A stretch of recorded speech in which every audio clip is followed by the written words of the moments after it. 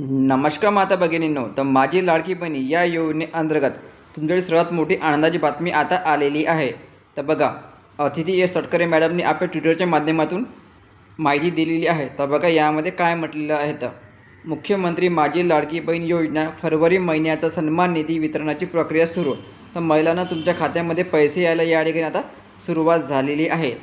तर यामध्ये पुढे बघा, मुख्यमंत्री माझी लाडकी बहीण योजनेतील सर्व पात्र लाभार्थ्यांना फेब्रुवारी महिन्याचा सन्मान निधी वितरित करण्याची तांत्रिक प्रक्रिया आजपासून सुरू करण्यात आली आहे।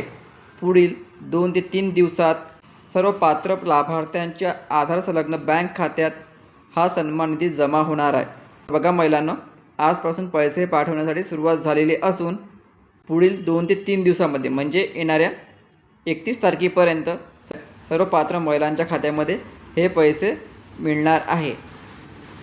महायुती सरकारचा दृढ निश्चय, आदरणीय मुख्यमंत्री श्री देवेंद्र फडणवीस साहेब, आदरणीय उपमुख्यमंत्री श्री एकनाथजी शिंदे साहेब, आदरणीय उपमुख्यमंत्री सुरेंद्र काकी पवार यांचे सातत्यपूर्ण मार्गदर्शन व महाराष्ट्रातील लाडक्या बहिणीचा दृढ विश्वास या बळावर मुख्यमंत्री माझी लाडकी बहीण योजनेची दमदार वाटचाल यापुढेही अशी सुरू राहणार हा मला विश्वास आहे।